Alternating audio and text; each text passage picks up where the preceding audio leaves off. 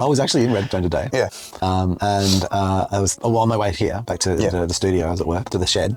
And we haven't made it to the garage yet. No, we're working on Mama, mate. Yeah, Grandma's a fucking. I think she's the key. The only way we're going to knock this on the head is we get Grandma involved. So yeah. I've got to get the oil in the sandwiches. Extra fucking ham. I'm telling you, it's got to have mayo all over it. That's right. Yeah. And I went around, looked at the various venues of consumption, and then none of them sort of satisfied what was required. And then I wanted to make sure my core was warmed up, but I wanted to be able to eat it as I moved. I would have stayed somewhere and ate actually, but that wasn't. There was nothing. I'm not going to waste. Got to be cautious. So I find a kebab shop, and so I walk past the kebab shop. I go around the other corner, and I come back to the kebab shop, and the same two people are still in the kebab shop. I'm like, oh, maybe this is a bit slow. And there's something about the conversation. And when I went to step in before, this guy looked at me like he said, not looked at me, he looked at my clothing and stuff. Did you up and down? Oh, a little bit. The once over. Yeah, they call it the once over, mate. So when I actually had committed to the shop and I walked in, they're the real observers. You got to watch them people. These two guys. There's some kind of conversation going on, and the guy on the left, he notices and he looks and does me the little look, and then as he's doing the look, as he's giving me the look, like I just immediately started like fully sussing him, like really obviously. Yeah. You turned up the sensors, mate. Is that what you're saying?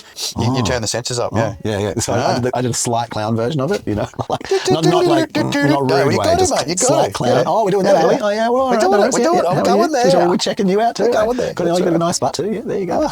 And then I realised they're in this conversation. The conversation is around about what would you do if you won $100 million? What would you do? And so I've entered this situation, and so the drunk, I can smell the alcohol and the guy to the right. And so the guy to the right is asking a question. Look out, old fucking coal truck with a house on the back. So the guy on the right says, and so I'm a new piece to the conversation. We're trying to field the opinions of the world here. What would you do if you won $100 million? Giant fucking killer robots. And I said, I wouldn't. And he goes, what do you mean? No. What if you won $100 million? I said, but I wouldn't. That wouldn't happen. That wouldn't happen. I wouldn't get $100 million by winning it. It wouldn't be possible. And we know where we are. Okay, we know where we are. And he goes like, fantasy doesn't get you anywhere. But if you did, you'd have to really think about it. And I said, oh, I see. So this wasn't actually you asking me what I would do. This is you telling me what I would do.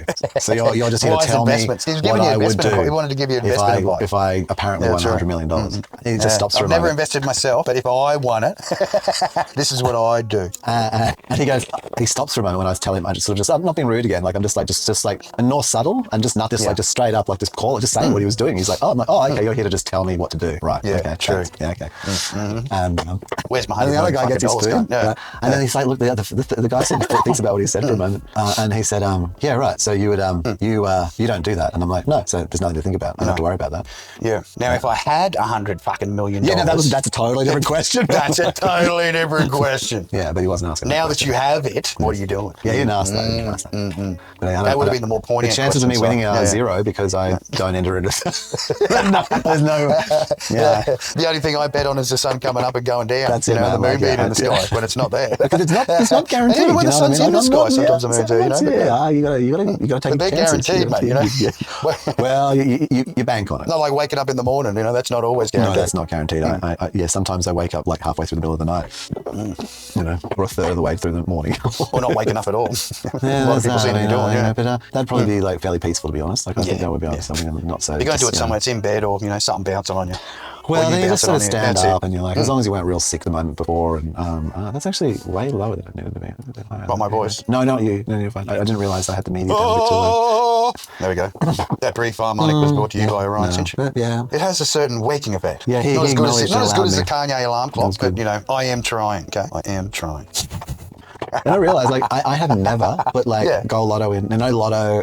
I don't believe. I've done it a couple of times, but then I got to a point. I'm like, I'm not here for the dream. Okay, I realised I wasn't here for the dream side. I don't have to dream. I just need to do. I need to do it. Yeah, I think the only thing I did was I played Sick Boy dreaming and just start doing it. Just did $50 out, I think, or $20 at some one casino there in Brisbane, and I went and played Sick Boy while my parents were losing all their money. And I stood there at a Sick Boy table, which is a dice game for those who are. It's not everywhere. Those who enjoyed their gambling. I mean, we do. When you got something to spare, and we ain't got fucking nothing to spare, so we don't gamble. That's why I don't gamble. Oh right, no, I wouldn't matter how much I had to spare. I wouldn't. No, but even if I did, I couldn't see myself spending on it. This is literally, I'm telling you, my entire gambling history. But I'd be putting it away into things and getting things that need.